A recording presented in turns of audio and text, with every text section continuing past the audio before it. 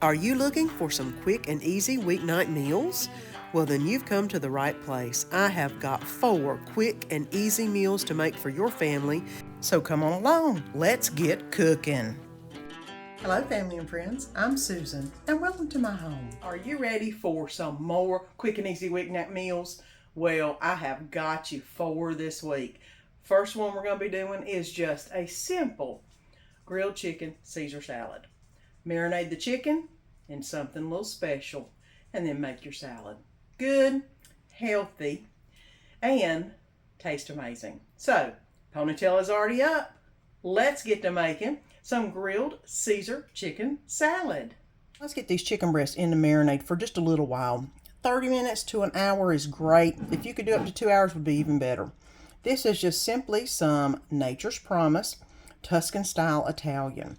Really good, really flavorful, would go really well with the Caesar salad kit that I have.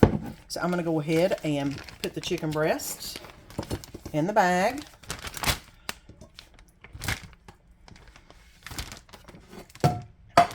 And then pour the dressing over the chicken breast.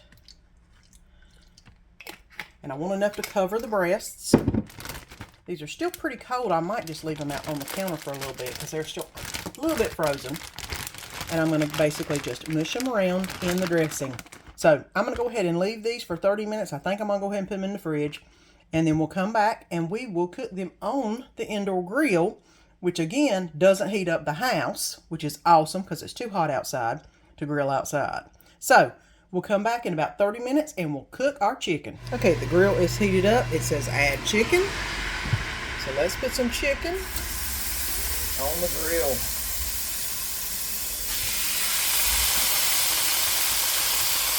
It shouldn't take long. Not long as we get around with it. There we go. Okay, I'm going to do about 4 minutes on one side, 4 minutes on the other. That should be good.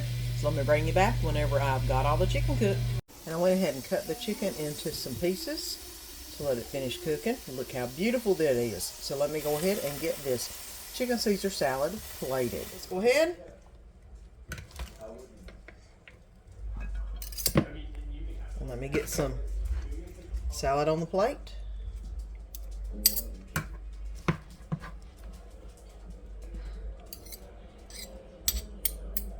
All right. And let's get some chicken on the plate.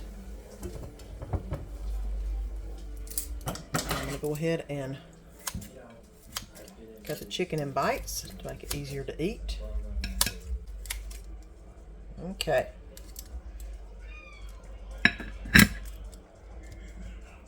Now, we've got everything ready for the salad. I'm going to go ahead and add a little bit of this Tuscan style Italian dressing over top of the chicken because the Caesar salad has plenty. All right. And there we go. Here's a Caesar chicken salad with a little Tuscan dressing on the chicken.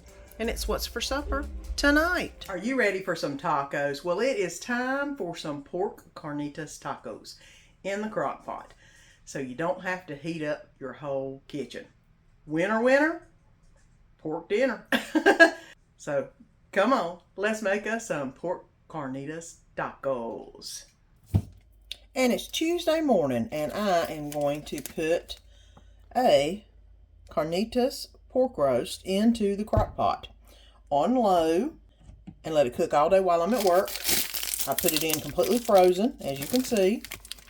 Y'all seen me do this many times before. But this is just how I do it. It makes it perfect. You don't need to add any water to it because whenever the meat actually starts cooking, it will make its own juices and it'll be perfect. All you have to do is come home from work, shred it up a little bit and let it marinate in its own juices and then it'll be ready to serve. So we've got this ready. I'm going to go ahead and put the lid on and let this be cooking for about 8+ hours until I get home. So I'll see you whenever I get home from work. Now this is what the carnita meat looks like whenever you've pulled it and you've let it just sit in its juices and absorb all those juices, which is what I have done for probably the last 30 minutes or so. And it is ready to be put in some tacos. Look how good. Oh, it's smelling so good. I wish you could smell it. So let's get it in some tacos. Get some taco meat. And try not to overstuff them, but you know, that kind of happens sometimes. Look at that. It is basically pulled pork is what it is. But it's got a little spicy kick to it. Okay. Now, put a little bit of our Cholula. Y'all know how we like it. Just a little dab.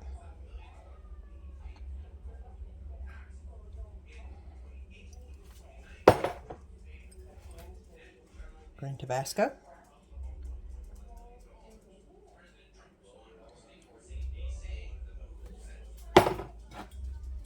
And some medium taco sauce.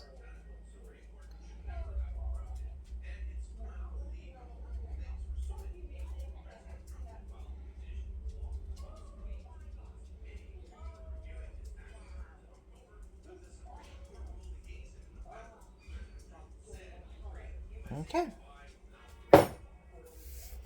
Now I'm going to add some Daisy sour cream. I love the squeezable brand. Love the squeezable. It just makes life so much easier.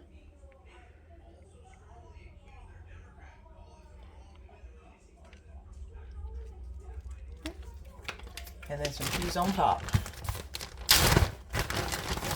This, of course, is Mexican blend cheese. Y'all know my infinity to Mexican blend cheese.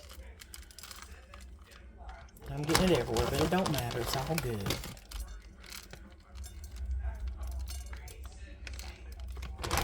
And here we go.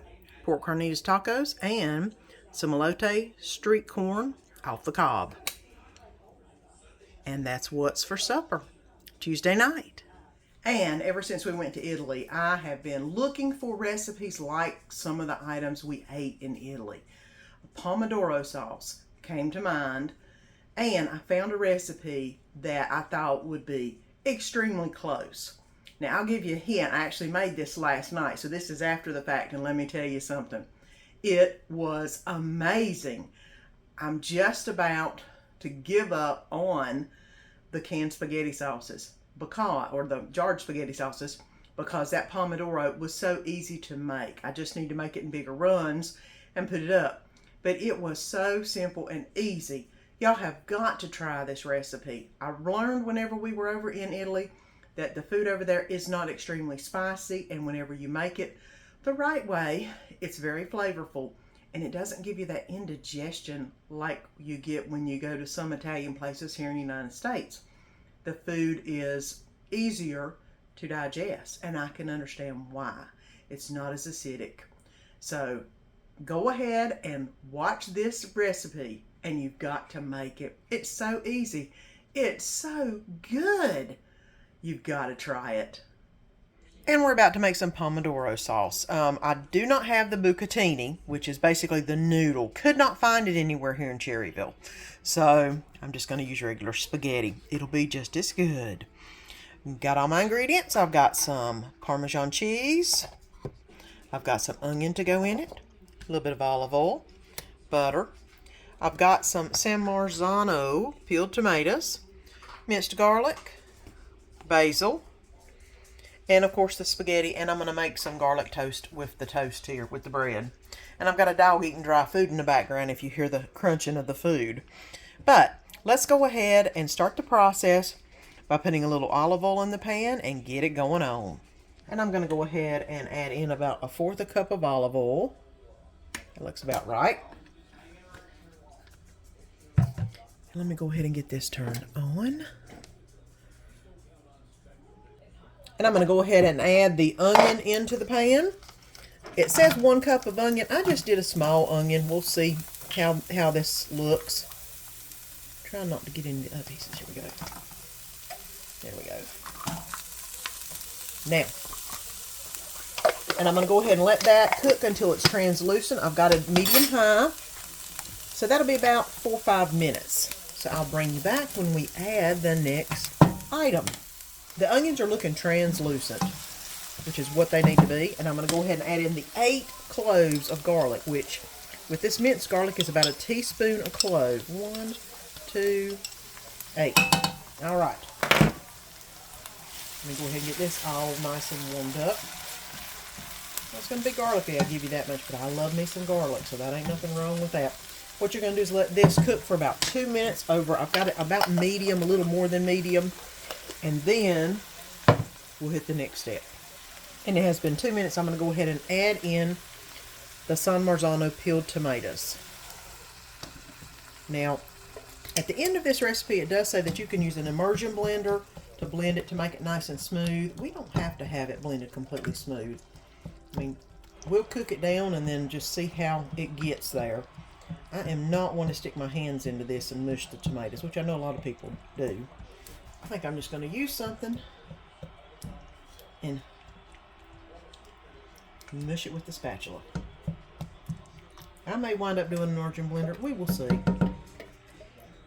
There we go. Now this needs to cook for 20 minutes. It doesn't say to covered or not covered, but I am going to cover it because you know how this kind of stuff gets whenever you're cooking it. It can splatter and go everywhere. So I am going to cover this, turn on my timer for 20 minutes. And it's going to be on medium. Hold on, it says simmer, so it's going to be on a low, maybe about a 2 to a low for 20 minutes, and then I'll bring you back and we'll get the rest of it going. So I did ask Danny if he liked his spaghetti sauce rustic or not, and he said no. So I am going to use the immersion blender and blend this up till it's nice and smooth. I've already added 1/4 cup of the pasta water. I'm going to add 1/2 cup of Parmesan cheese, and I'm also going to go ahead and add the basil, which I have chopped up, to the pasta. And then I'm going to go ahead and immersion blend it a little bit more along with some butter. And I'll bring you back when I get done with that. I'm going to go ahead and add a little bit of salt and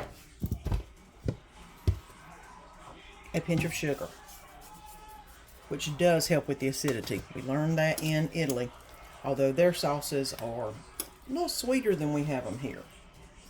They add quite a bit of sugar. I'm not going to get mine quite that sweet. So let me go ahead and get all this plated up. And I've gone ahead and add the noodles into the sauce. I'm going to go ahead and get these all covered in that wonderful Pomodoro sauce.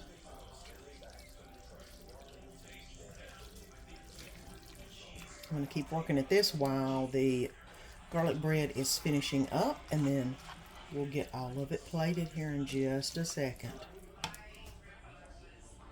And let's get this plated up.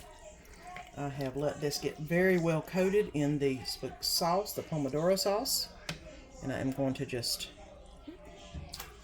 get as much of it on the plate as I can for Danny, because I know he's probably hungry. And this should be really good because it smells amazing. Let's get some garlic toast. And there we go. A little bit of Parmesan cheese on top.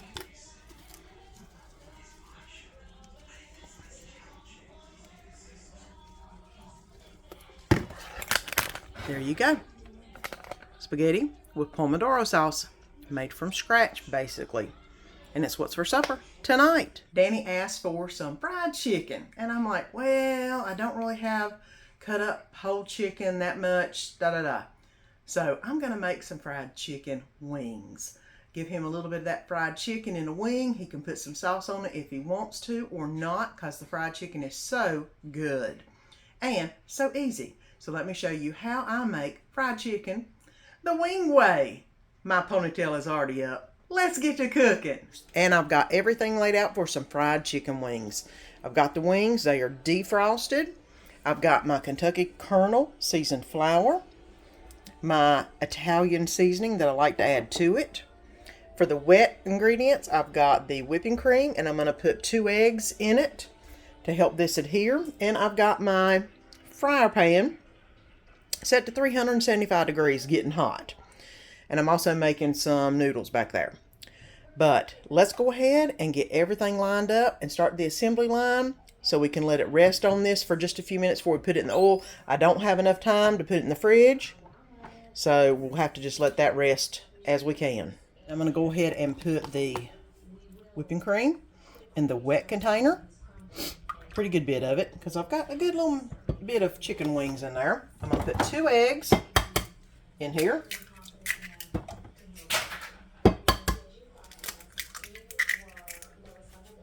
And I'm going to go ahead and whisk that.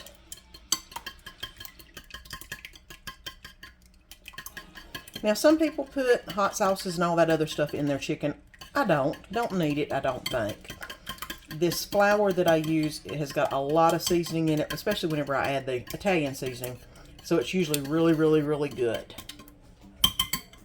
Okay, I've got that all mixed up. Now it's time to add the Colonel's seasoned flour. That is the key to this chicken. Tasting so good. I'm going to go ahead and put some flour in the mix right here. And I'm going to put a little bit of Italian seasoning in there. For some reason that just seems to bring up or amp up the flavor. I do have another one that I can put in once we get down to the bottom of that. So let's go ahead and start dredging the chicken. And the chicken is defrosted. It's basically room temperature. I'm just going to go ahead and put it in the wet mixture and then put it in the dry mixture. And I need to do a wet, dry hand because Lord forbid. And then I'm going to put it on. And I'm going to continue to do that with all the chicken wings until I get them all nicely coated. And then I'm going to let them set on the wire rack for a few minutes while the oil gets completely heated up. And I'm just basically going to dredge all of them and put them on the wire rack. That way they'll have a place to cool off and let the actual flour adhere to the wing itself. And I may not need more. I may or may not. We'll see. Because I've got quite a few still left I got to do. But they're looking pretty good. Alright. Let me go ahead and finish the rest of the chicken. And I've got all of the chicken coated. The oil is up to 375. And I know that when I drop the chicken in there, it is going to drop a little bit. But that's okay. I just have to let it get back up to temp before I drop the second load. Because I think there's going to be 2 loads. I don't think I'm going to get all of them in at one. It does smell really good. If you've never used this flour, there's just something about it. Let me go ahead and get all the chicken in here and get everything heated up and frying. And here is what the chicken is looking like. Woo! I don't know if you can see how good it looks. Nice and brown. You can leave it in to get it as dark or as light as you like it. I just don't like mine to be a little overcooked. I want it to be done, but not overcooked. You can use a meat thermometer. I think 160 is the degree it needs to be. But these are little chicken wings. And they are some crispy bits in this, I tell you. But I'm going to go ahead and get them on the drying rack to let them start cooling off. And then we'll plate everything up. And let's get plated up. I'm going to go ahead and get some chicken on the plate. This is Danny's plate, so you know he's going to get a bunch. I wished I had had enough time to put the chicken in the fridge to let the breading adhere to the chicken a little bit better, but it didn't do bad. We've got quite a few pieces that are nice and crispy. And knowing Danny, he's going to eat a bunch. So I'm going to go ahead and load his plate up. I'll get what's left. There we go. That looks like a pretty good bit for Daddy. Let me go ahead and put some noodles on the plate.